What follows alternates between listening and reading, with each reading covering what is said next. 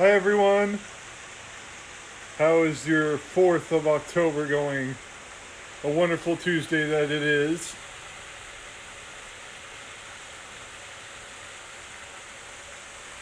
Let me give you a shot of the fountain. Some nature in your life. We left off with Fortuna getting hold of the Gloomer. And Martin and Knopf relaxing with the otters in their hovel, I believe it was.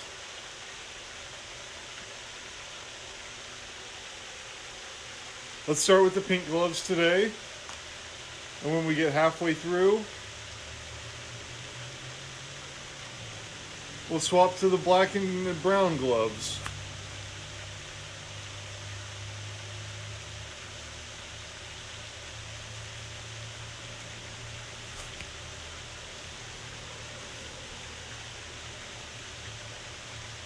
Looks like we have a picture of a pike on chapter 12.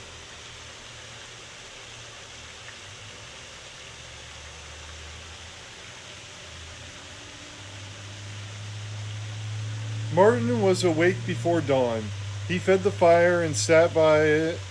Skipper came and sat with him.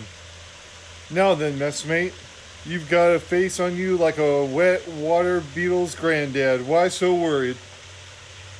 Martin smiled half-heartedly. Oh, it's listening to these stories that the crew were telling about Gloomer, I suppose. It's all my fault for coming here and causing trouble for you, Skipper. The big otter gave Martin a hearty clap on the back and nearly sent him head over tail. Har har! Bless your little heart, me old warrior. You don't want to listen to that scuttlebutt? Was that all you was afeard of? You come with me, I'll introduce you to our Stormfin. Stormfin? Aye, Stormfin, matey. Come back to the back of the cave. In the darkness of the cavern recess, Skipper showed Martin a sluice gate that blocked the canal along the middle. There were narrow spaces in the gate allowing water to flow through. On one side was a hollow log. Skipper picked up a cudgel and passed it to Martin. Listen, mate, that pussycat may have a Gloomer, but us otters got a Stormfin. You start thumping that log there and I'll raise the sluice gate. Stay clear of the water's edge, though. Mystified, Martin began banging the log. The eerie sounds bounced off the cavern walls as Skipper raised the gate clear of the water. The otter nodded sagely. That'll warn anyone who's in the water to get out with Stormfin's coming. Watch the canal now and don't forget to stay clear.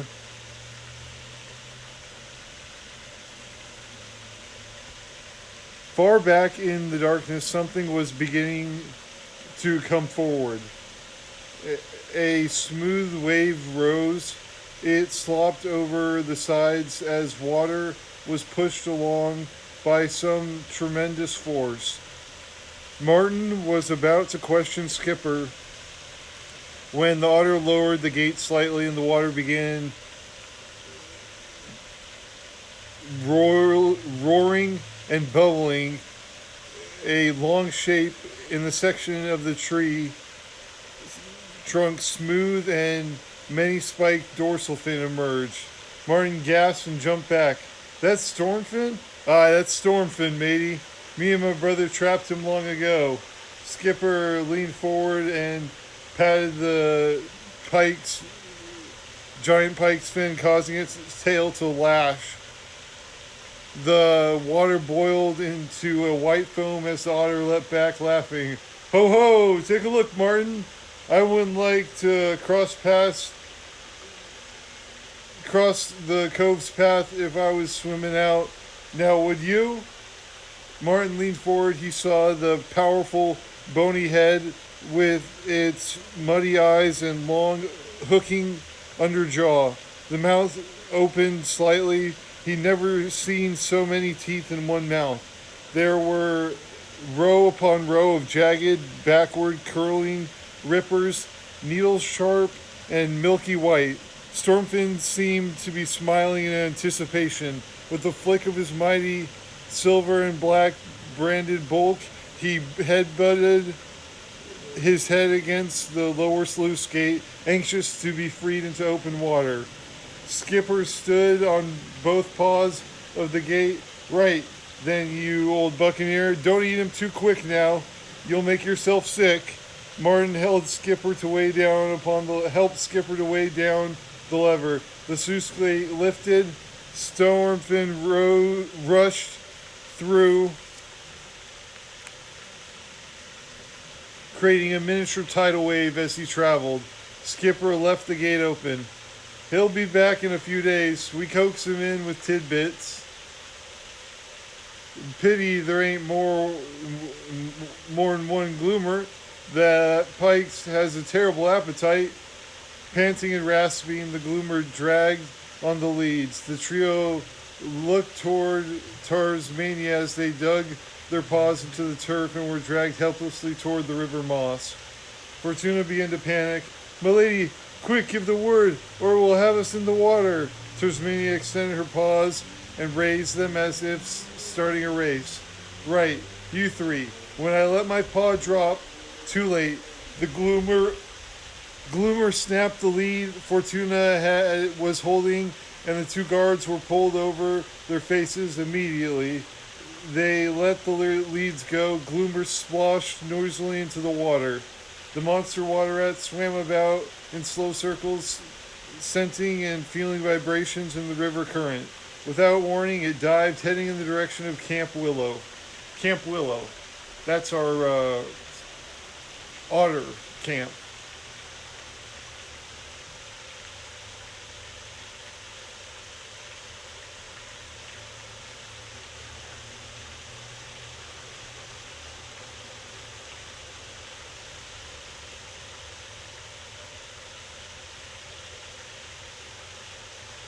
The soldiers of Koiter ran alongside the bank, following Gloomer's progress and shouting excitedly, "Look, he's after something!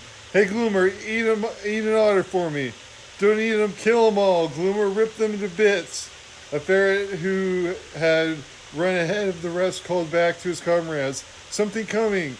Something's coming! I think it's the otters! No, wait! It's a big fish of some sort!" Swift chevrons of water rippled out to both sides of the bank as Stormfin sped downstream like a great arrow. Gloomer thrashed the water as he swam upstream, feeling his prey getting nearer. Closer and closer the leviathans came toward each other. Gloomer lifted his snout clear of the water and sucked in a gasp of air. He submerged again and waited, facing the oncoming foe, mouth angled agape, claws at the ready. Stormfin looked as if he was smiling.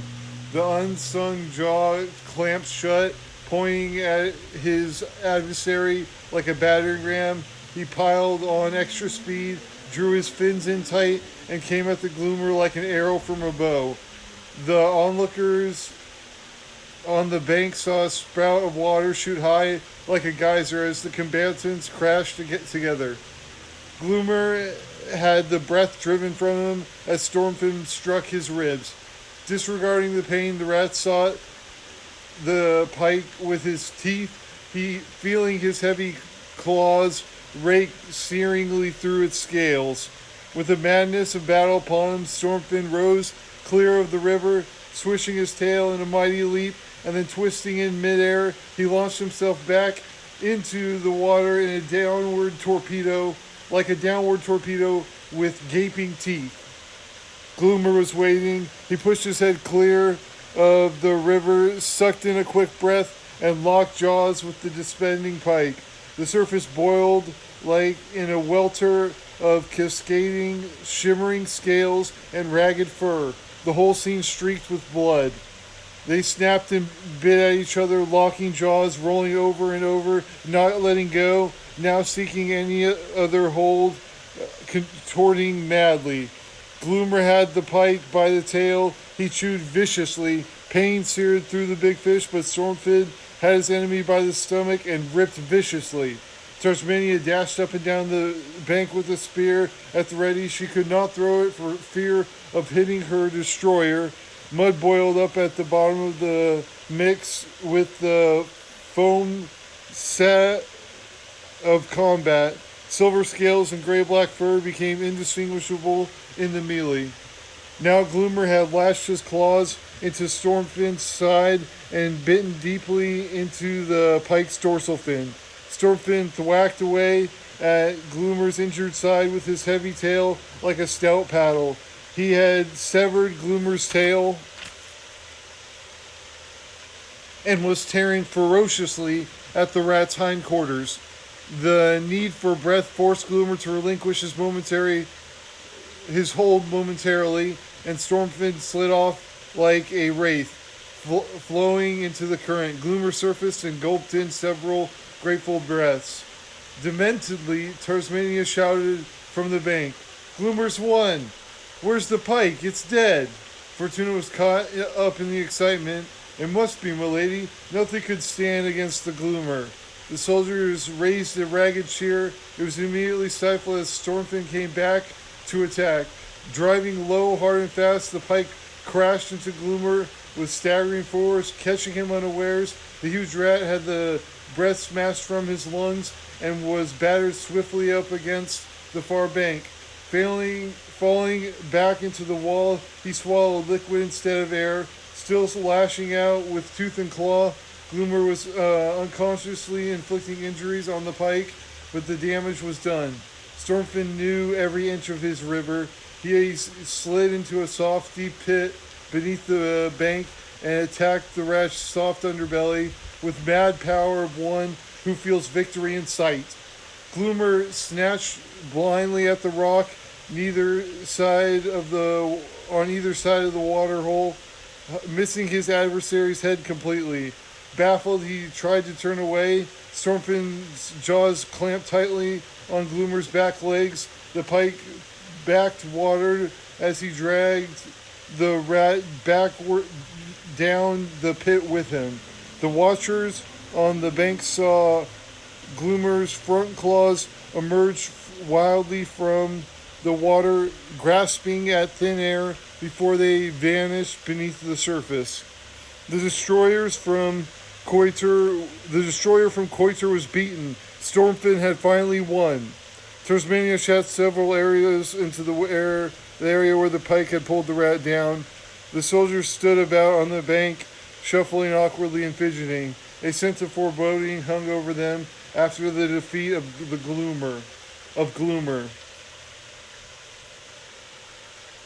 Fortuna tried to stroll casually out of sight, knowing the Wildcat Queen would be looking for a scapegoat to vent her wrath upon.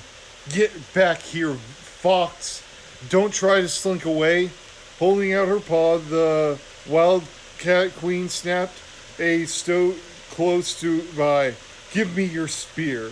Keeping her eyes fixed on the quaking vixen, Tasmania accepted the spear. She swung it around until the point was at Fortuna's throat. "So nothing could stand against the Gloomer, eh, fox?" The terrified fox could think of nothing to say. She merely gulped. Tasmania swung the spear away and dipped it into the river. She fished about for a moment and then wiped the point out on the river. It looped over the spear point was the collar once worn by Gloomer.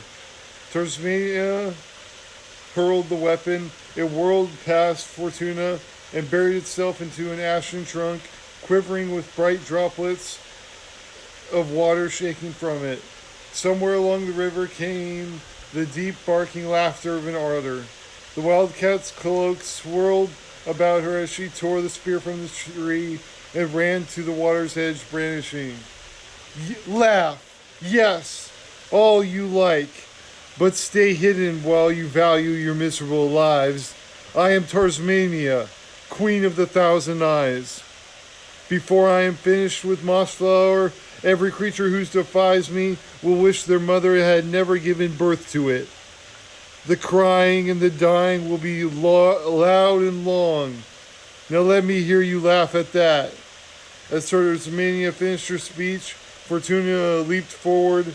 The vixen was thinking of integrating herself with her queen by adding a few words to the speech. Thus speaks the mighty Tasmania, ruler of. As Borg turned from the river's edge, she collided with the leaping fox. Their heads clashed painfully. The weasel staggered back and trod on the hem of the vixen's cloak. They tripped, landing ungraciously in the mud of the shallows. The otter's laughter was mingled with the chuckling of squirrels.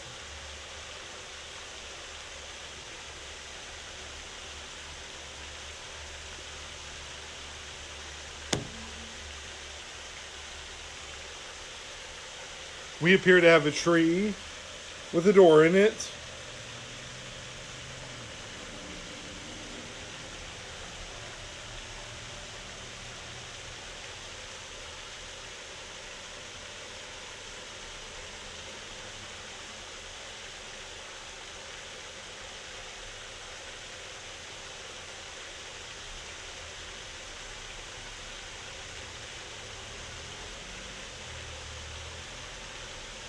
The sun was at its zenith in the woodlands.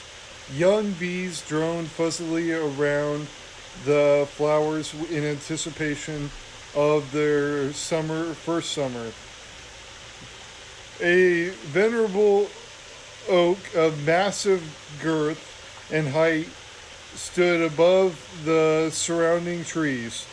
Beneath its spring foliage of small green leaves and below its aged trunk was Brock Hall, the ancestral home of the Badgers.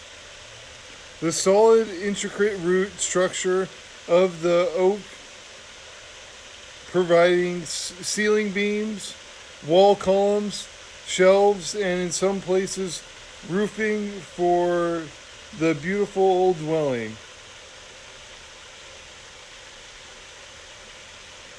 And some places flooring for the beautiful old dwelling. A door was set between the fork of two roots at the ground level. From there, a long passage ran down with rooms leading off to it, Bella's private study, small sitting rooms, a nursery, and a small infirmary.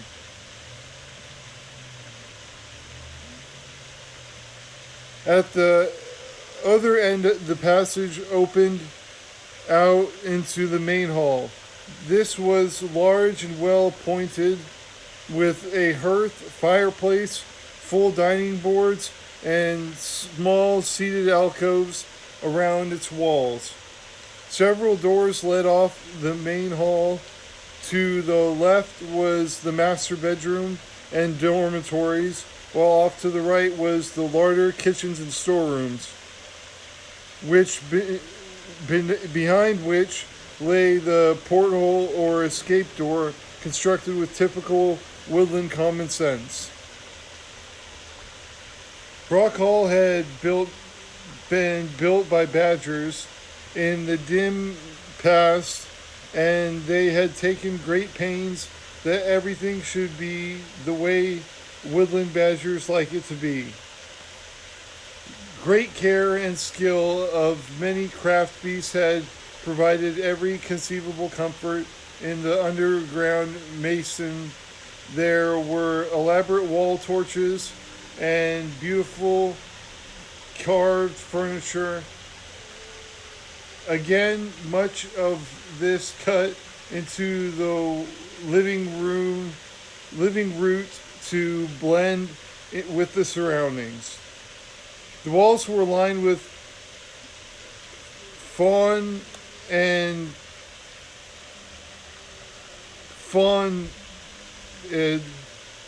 pink color clay, baked to give it a fine rustic atmosphere. Here and there throughout the chambers were large overstuffed chairs of type of the type badgers prefer, each with fuzzy old velveteen paw stool, often used by young ones in preference to the small polished maple chairs made specifically for them. Overall, it was an admirable country seat which could easily accommodate the entire quorum membership. Sounds like a lazy boy. That's something my Nana and Papoose used to have.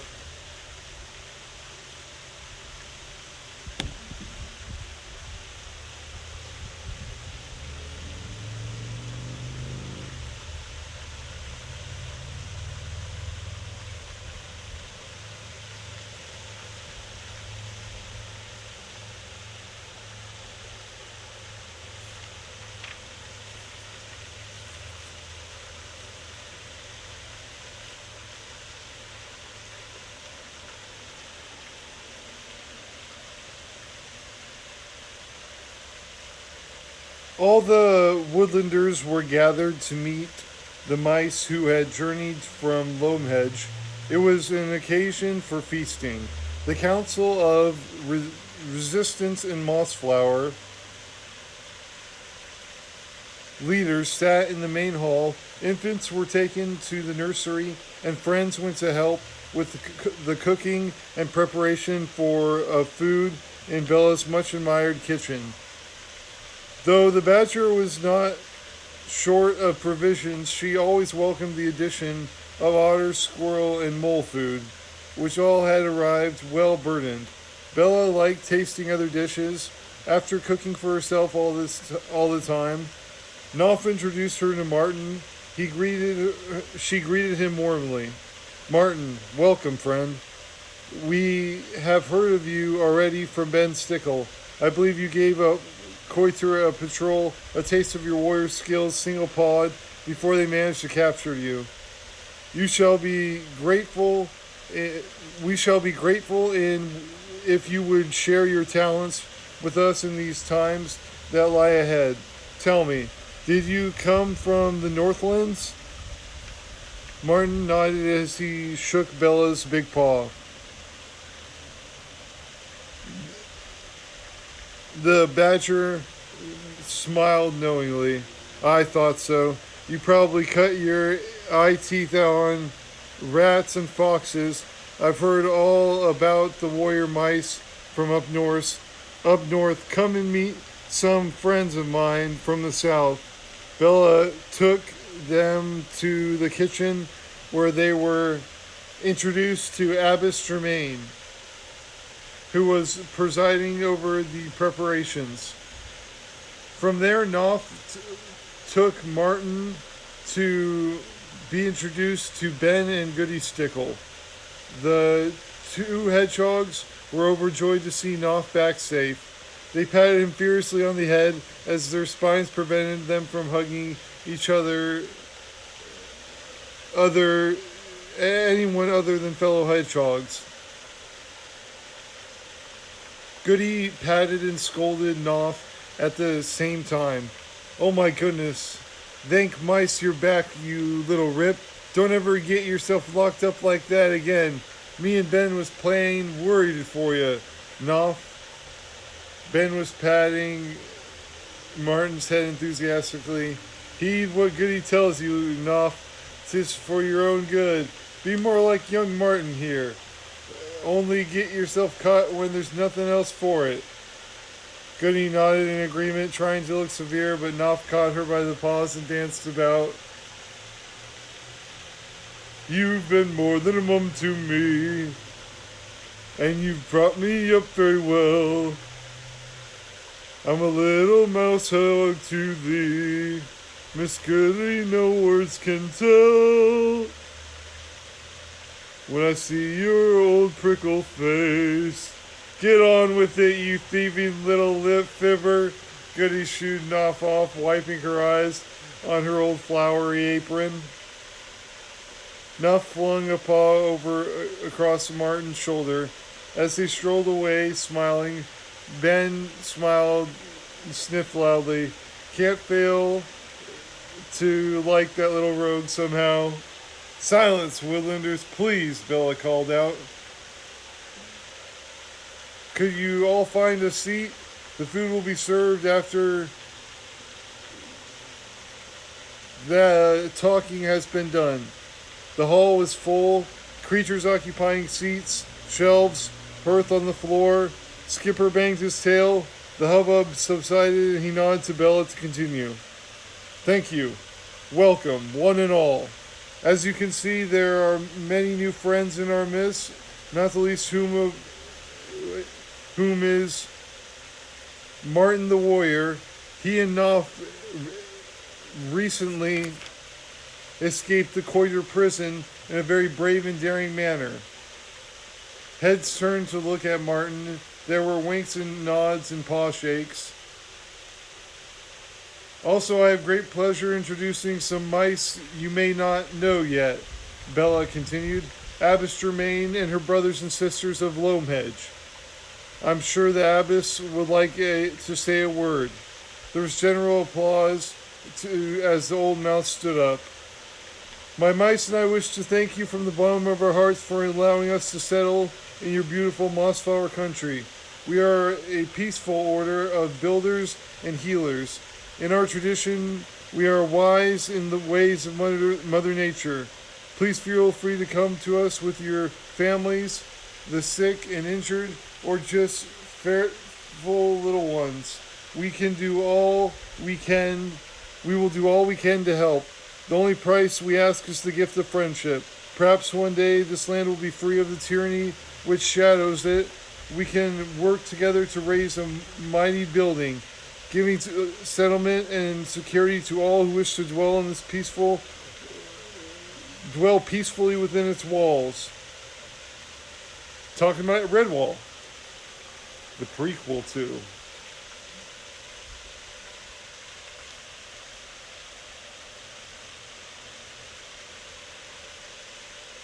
The abbot sat down amid a loud cheering and many offers of help from decent, hard-working family creatures. Order was nearly restored when a young squirrel voice piped up, "Caw!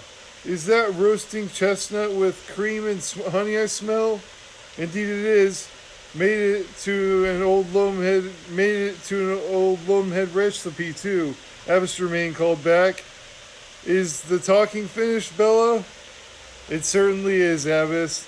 I haven't had Loamhead's roasted chestnut in many seasons. Stay where you are, everyone. The food is ready."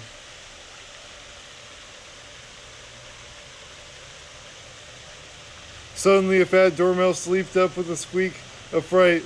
"Oh, the door's moving!" "Don't be afeard, matey," Skipper laughed. "That'll be formal arriving." He smelled the victuals, too. Willing paws untied to lift a floor stone. There was a moment of silence. The earth tumbled slightly, and then a huge pair of paws with powerful digging claws broke through. Seconds later, they were followed by a dark snout and velvety head with tiny black eyes, a moist snout, and a gruffy whisker mouth. "Boy, morning to you. Don't ye be so about the tunnel. Cooking smells right nice." Formal popped out like a black furry cannonball, followed by a score and a half of grinning moles. Like their leader, they all spoke in the heavy rural mole speech. "Hello, Bella Stripehead. Her as the chestnuts are smell. Oi, gets powerful hunger in the tunnel. How a merry to see you, Skip. How you do?" The industrious moles were loved by all the woodlanders. Infants shrieked with laughter at their quaint speech, and the moles would smile, speaking more broadly, if that were possible. Explanations and admiration and delight, exclamations of admiration and delight greeted the food as it was served. After all, who could resist roast chestnuts served with cream and honey over clover oat cakes dipped in honey red currant sauce, celery and herb cheese, and acorn bread chopped radishes, or a huge home baked seed and sweet barley cake with mint icing, all washed down with October ale, pearl cordial, strawberry juice, or good fresh milk. Martin muttered through a mouthful of cake and milk, "In the name of mice, I've had been a cook, had not a warrior if I knew food could taste this good." Knopf grinned and tried to answer through a face crammed with chestnut honey and strawberry juice. Shouldn't talk with your mouth full. Bella Bella sat with the quorum leaders as they ate and talked. I think the future we should all live for to get. I think for the future we should all live together here at Brock Hall. At least those caught that can't climb a tree and swim rivers. They'll be caught by Tasmania and her army sooner or later. I'm armed, good idea, Skipper agreed. They can't be found out here. The cat knows nothing of Brock Hall, but that doesn't mean my crew and Lady Amber's band, we don't strike our colors and run at first sign of trouble. Nobody doubts your courage, Skipper Abbas, Germain interrupted. But maybe we're jumping ahead a bit? With all the woodlanders hiding out here, that cat will have slept little to do except sit on her tail. Why not form a good spy network and see what she's up to? Maybe we can form a plan of action. What do you think, Martin? You're a seasoned warrior. Martin had been listening. He cleaned his mouth. I think all your ideas are good and sensible. Let's try them. But peace is not found in the paw full of nuts or apple. The wildcat is here, and Koiter will not go away if we close our eyes. Sooner or later, we will have to fight to rid this land of them. Only then can we talk of building and peace. Skipper and Amber both clapped him on the back. Let us attend to one thing at a time, Bella advised. First, we need a good spy network, a spy to keep us informed. If we know our enemies, we know their weaknesses.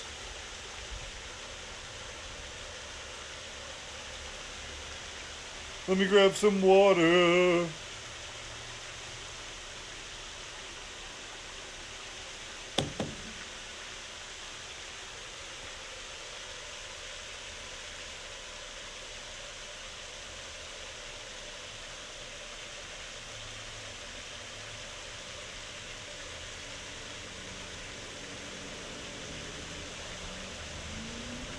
Only then can we talk of building and peace.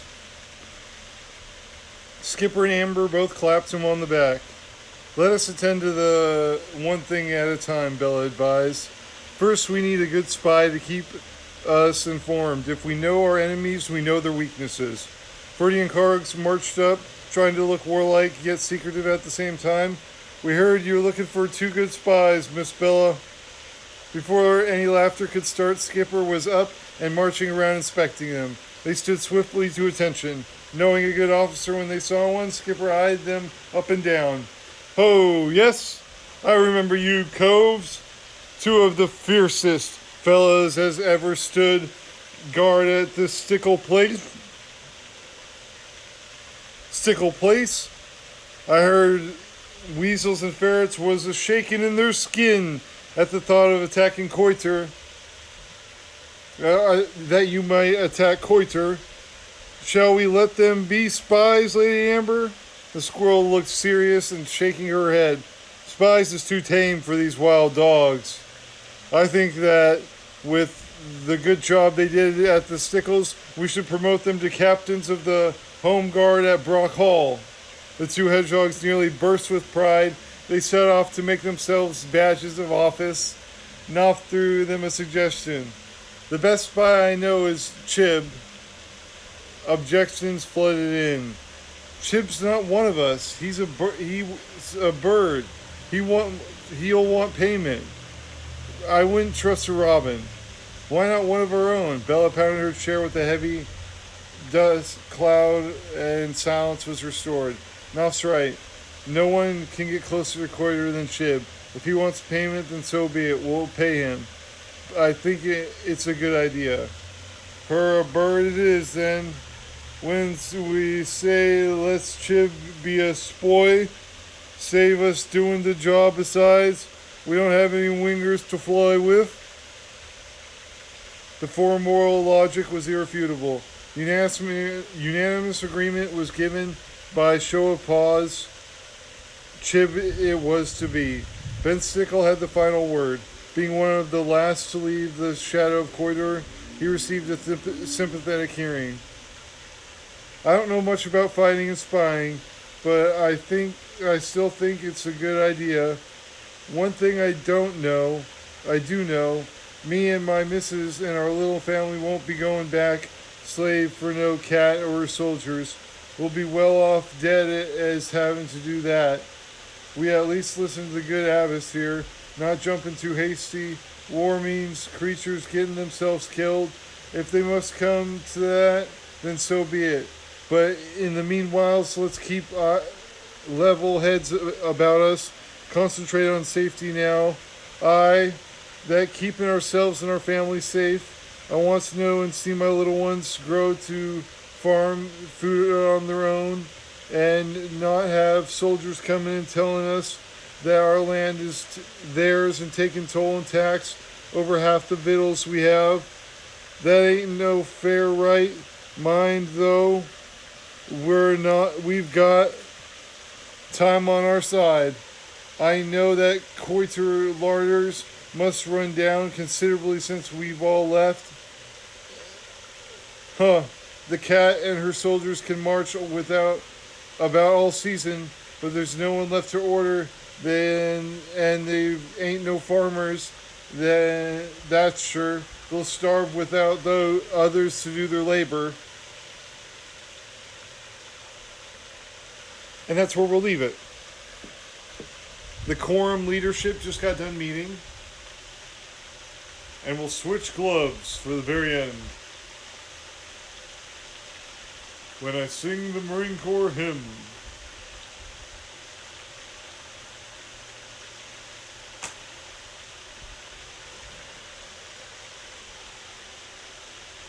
Oh, we have the Summer of the Late Rose out here.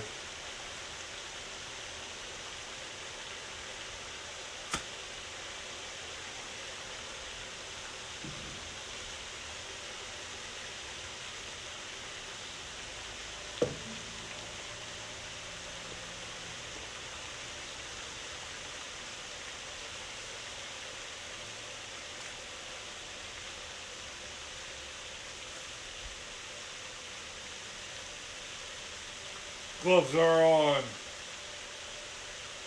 Oh. Check your pecs. Bench press competition.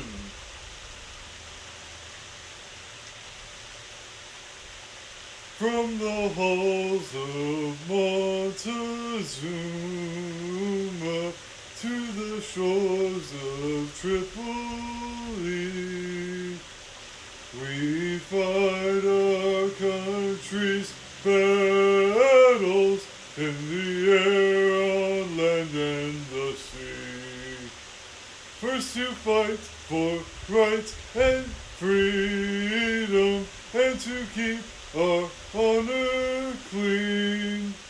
We are proud to claim the title of United States Marines.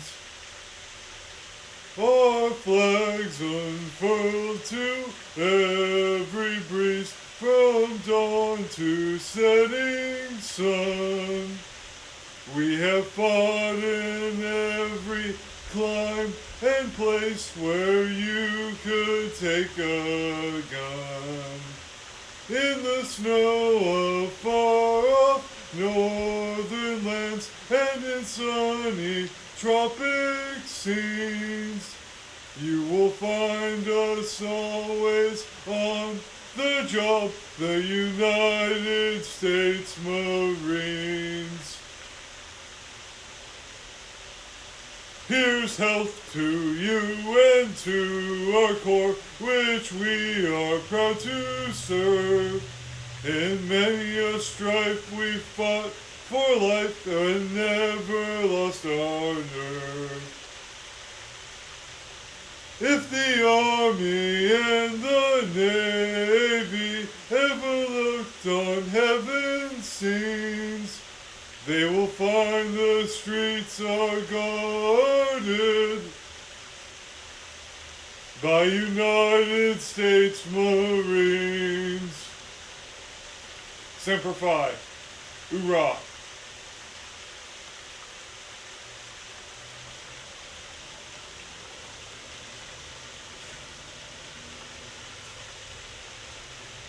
I met 4 Marines today. Out and about. 4 men that said, I serve too. Bunch of cool people. Us Marines.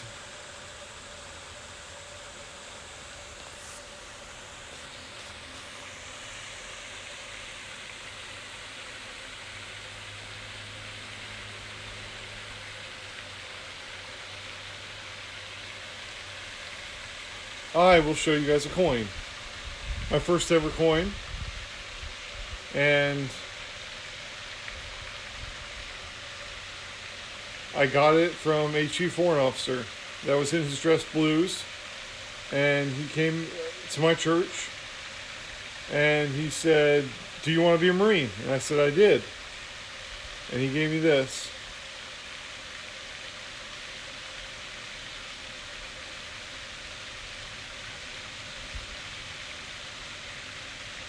So I'll leave you with that. Semper Fi and goodbye.